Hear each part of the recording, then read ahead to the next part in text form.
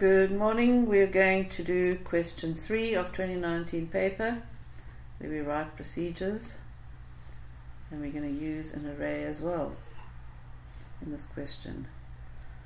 So there are two global arrays named ARR item and ARR quantity. ARR item contains 10 names of items, including the quantities that must be added to the stock of each item. Our quantity contains all quantities in stock, and those are parallel. Our item and our quantity, must remember they are parallel arrays. The first index of our quantity contains the current amount in stock, which is 3 of ballpoint pens. Let's go and have a look at the arrays.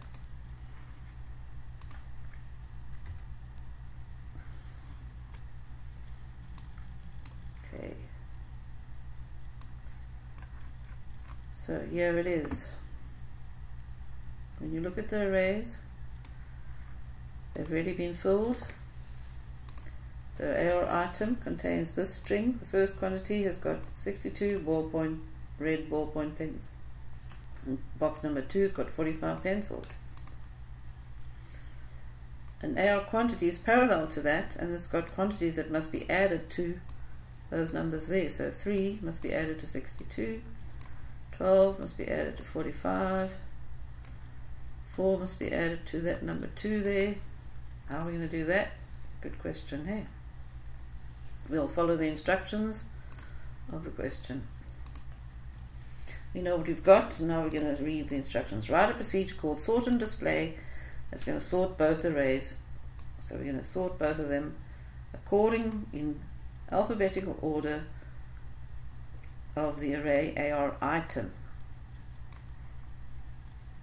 and then we're going to display both arrays in neat columns in the rich shaded named already output. We're going to display AR item, and then we're going to display AR quantity. So we must write this procedure, and then sort and display is going to do that. Sort according to AR item in alphabetical order. Both of the arrays must be sorted because they're parallel. And then we display both of them in neat columns in already output. So let's go and write a procedure. We'll put it over here. You can put it anywhere, but let's put it up top here of this procedure, sort and display.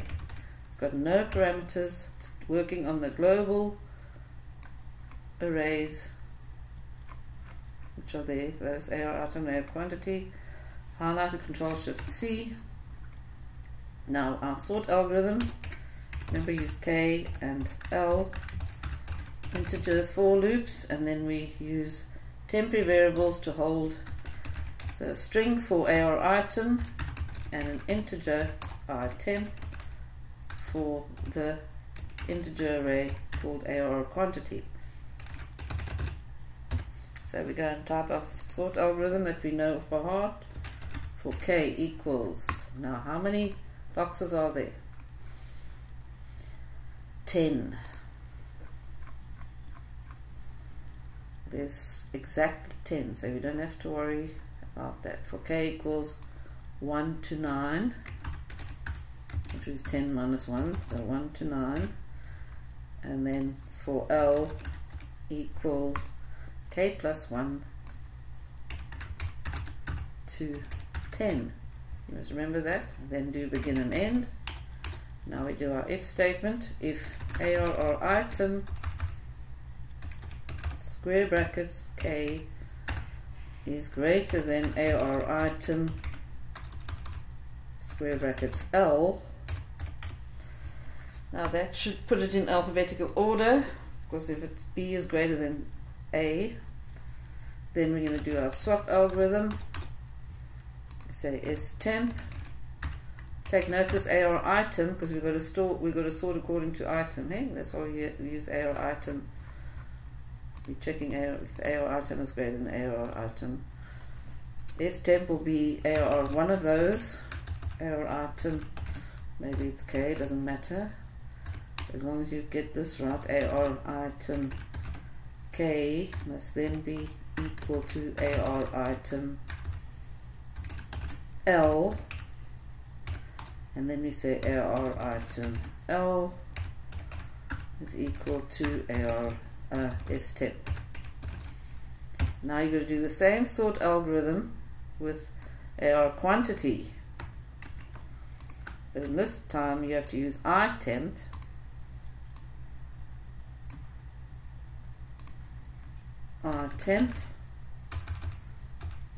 and AR quantity. You want to know how I did that? You highlight it and you click this little they call it the sync edit mode, and then if you type a variable name, it will change everywhere in this selection. It works only with the variables that you're changing the variable names. So there you do your sort algorithm, done. And then we use a for loop for k equals 1 to 10. We're going to display in the rich edit, and you don't have to worry about headings. Do begin and end, red, I think it's called red display, red output, dot lines, dot add. I didn't tell you to put headings. Arrow item, square brackets k plus #9 plus int to string arrow item arrow quantity square brackets k. Don't forget to convert to string. Yeah. The arrow quantity is an integer variable array, and arrow item is a string array. So that's displaying it in the rich edit. So that's what they said. Unique class rich edit name already output. Right, they didn't tell us to do anything else there, so let's run the program and see. Oh no, we can't run it because that is a procedure. Hey, what do you mean? That's a procedure, and it's working on the global arrays. Sort and display. It won't work because we haven't done it. Right. Now, on the onCreate event handler of form, question 3. The array named arrow item contains item name as well as the quantity. So on create event handler, we're going to remove the quantities from arrow item and add these numbers to the quantities in stock in arrow quantity. So in fact, this is what we're going to do. And after we've removed it, we'll call sort and display. So we're actually going to remove this from each box, but we're going to add that 62 to the 3, then we're going to add the 45 to the 12, and then we'll add the 2 to this corresponding 4. Okay, so we have to basically copy that 62 into a variable, convert it to an integer, and add it to arrow quantities number. So we'll use one for loop to go and do that, and this is in the onCreate event handler of the form. So you click on the form, go to events, and you found onCreate. There it is. Actually it's set up already for you. So I'm going to use a for loop. I will go through each box at a time. For k equals 1 to 10. 1 to 10 do. Begin and end. Now I'm going to get a variable to hold my number, inum. I'm going to say inum equals string to int copy from ARR item square brackets k, starting from the pos of the space, comma, in AR item square brackets k plus 1. Well, I suppose we could just, and then we have to worry about the length there, because there might be 1 digit or there might be 2 digits, and then we have to worry about the length and so on. Let's rather do it pos of the space, pos space integer. And let's go find the pos of the space first, so otherwise we don't have to worry too much. Pos space equals pos of the space in AR item square brackets k, and then we can say pos space plus 1. How many characters? We don't know. It's going to be the length. Now if we have to look very carefully over here. There could be 1 or 2, you know, we don't know how many numbers there'll be, but we have to take the length minus the pos of the space. If the length was 20 and the pos of the space is 18, 20 minus 18 is 2, isn't it? So the length minus the pos of the space will give us 2 characters for the number of characters, and that's not over here. Let's just count. 1, wax crayons. 1, 2, 3, 4, 5, 6, 7, 8, 9, 10, 11, 12. The length is 12 and the pos of the space is 11. So 12 minus 11 is 1. Let's look at pencils. 1, 2, 3, 4, 5, 6, 7, 8, 9, 10. The length is 10 and the pos of the space is 8. So it works, doesn't it? 10 minus 8 is 2. So it'll copy 2. So we basically are okay. Oh gosh, what have I done here? I'm just busy messing around with this. Okay, so do that again. Pencils, 1, 2, 3, 4, 5, 6, 7 characters. Character number 8 is a space. 9 and 10, those are the last 2. The length of this whole string in this box is 10. 10 minus 8 is 2, so it translates to the correct number of characters. So we can say the length of the, let's get the length, I'm going to say rlen equals length of ARR item square brackets k. I'm just using variables because it's much easier to work with. So I've got to use another variable here, rlen. So we get a pos of the space, we get the length of that array box item, and it's going to be rlen minus rpos space will give us the number of characters that we are going to copy. And it's string to int and then copy from AR item square brackets k. So we're basically doing that, and guess what we're going to do after we've stored our num? We're going to delete the pos from the pos of the space and rlen minus pos of the space plus 1. So it's quite a tricky bit of string handling that you have to do here. So you don't want to delete anything, and you don't want to remove the item, the name of the item. That must stay there. What you want to do is delete this. Now if we're going to delete, after we've stored that successfully into a number, like I've done there, okay, then we want to delete it from here. So how do we delete? Let's count. 1, 2, 3, 4, 5, 6, 7 characters for pencils. 8 is the pos of the space. 10 is the length. If I say 10 minus 8, I'll get 2. But I want 3 characters that I want to delete. So it'll be 10 minus, it'll be the length of the string minus the pos of the space plus 1, and then we'll delete the 3 characters as long as we start from the pos of the space. So delete from AR item square brackets k. Take note we're dealing with one box at a time, which is a string. From pos of the space, rpos space, and the number of characters will be rlen minus rpos space plus 1. It will surely do that.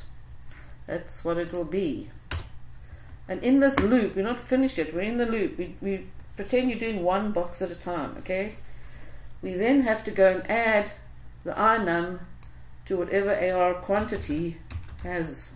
AR quantity k must be equal to whatever AR quantity k was before plus inum. So now we've successfully added inum to AR quantity k. Then after we've done that in that loop, we call the method sort and display, which will go and sort and display the items in the riches. Just write sort and display. That's how you call a method. Just type the word sort and display. Done. Okay, so there's that. So I will run the program. Let's see what errors have I got here.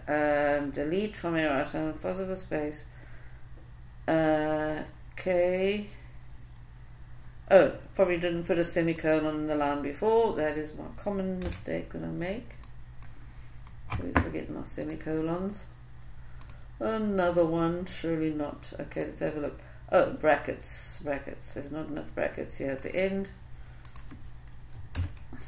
Also an easy mistake to make. Right, let's go and run it now. So I hope there aren't any more mistakes. Right, so on create event has happened. Can you see that? On create event happened. 62 should now be the number 65. Wait. Okay. Yeah, we sorted it according to the name, hey? So, let's see, where's red ballpoint pens? 62, 65. Yes, that is correct. Pencils is from 45 to 57. So we added 12, which is correct. So that's 100% correct. Right, now we're going to do the button called stock increase.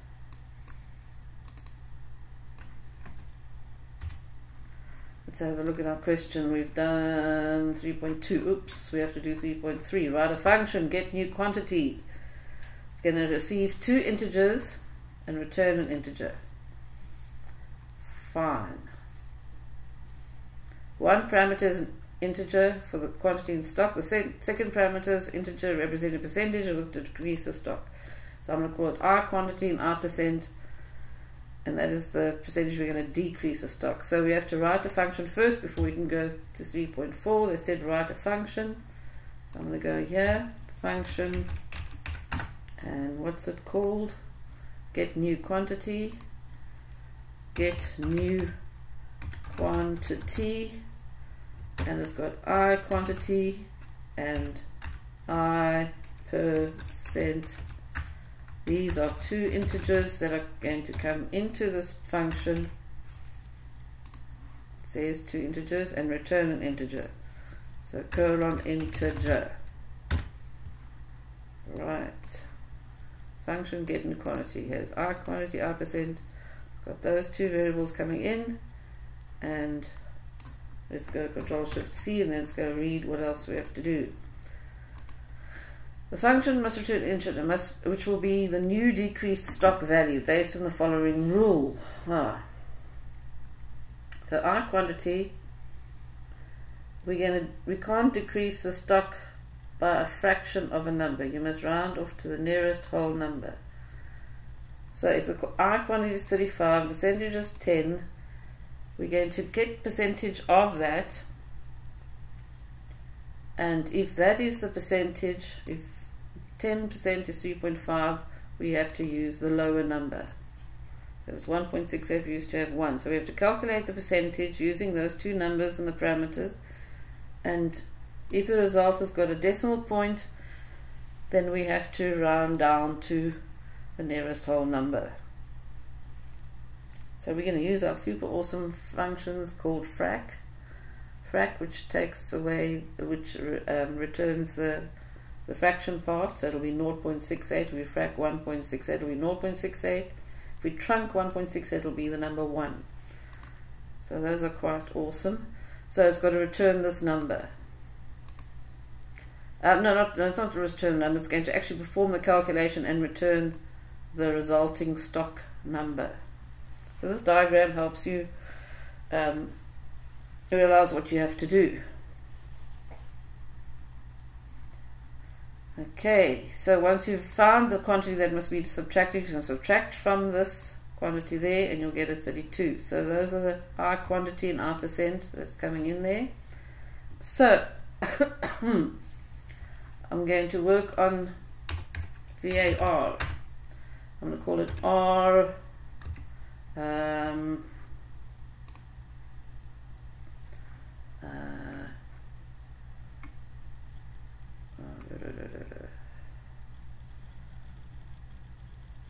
so we're going to decrease a stock value, the number in stock, or decrease, okay, no wait, R new, column real. So I'm going to make my R new equal to I quantity times by I percent divided by 100. Okay, and then I'm going to frac it. I'm going to say if frac of R new is greater than naught, then it means we have a fraction. Then we're going to trunk R new. I'm going to make it a variable, R new colon integer, and I'm going to say R new equals trunk R new, which means we get rid of the the fraction altogether. So we're working with R new now, and then we're going to decrease our number by whatever R new is. R new will now be 3, and we'll say R quantity minus 3, and the result will be that. And we'll say result equals I quantity minus I new. Now there must be an else part here, hey? Else. What if the fraction part is actually equal to naught?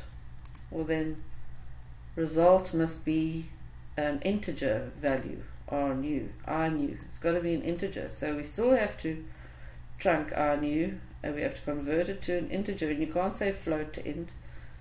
So basically we're going to trunk it anyway and return it, regardless of whether there's a fraction or not. Yeah, so I didn't even have to put this there, because R new is a real number. Okay, I made R new real because you have to, because you're dividing by 100 over there, and if there's no decimal points, you can't say R new equals R new. You basically have to get rid of the decimal points by trunking it, even if there isn't any. That is a valid statement there. Right, moving on to the next one. 3.4. Right, after a month of sales, the stock numbers will decrease. We're going to use that function now. Write code for user to enter an integer input component, okay, to represent the percentage. So 3.4, we must enter an input component to give us a percentage, and I'm going to call it an integer, because an integer has to go off to the calling statement string to the function. Remember, the percent is an integer in that function parameter list. Input box, enter a percent integer. I just want to tell them, it must be an integer value. Okay, so we got that from the input box. Then we must reduce the quantities in stock of all items by this percentage using the global array AR quantity and the method named getNewQuantity that we wrote in 3.3, the function getNewQuantity. Okay, and then we call sort and display. So let's go and see. We have to go through the array and then use the function in that call. So I'm going to use a for loop, because I know there are 10, how many boxes in the array again? 10, eh? We're going to go through AR quantity. We just working with AR quantity in this one. So we say for k equals 1 to 10 do begin and end. Now we're going to calculate for each box. We're going to call getNewQuantity.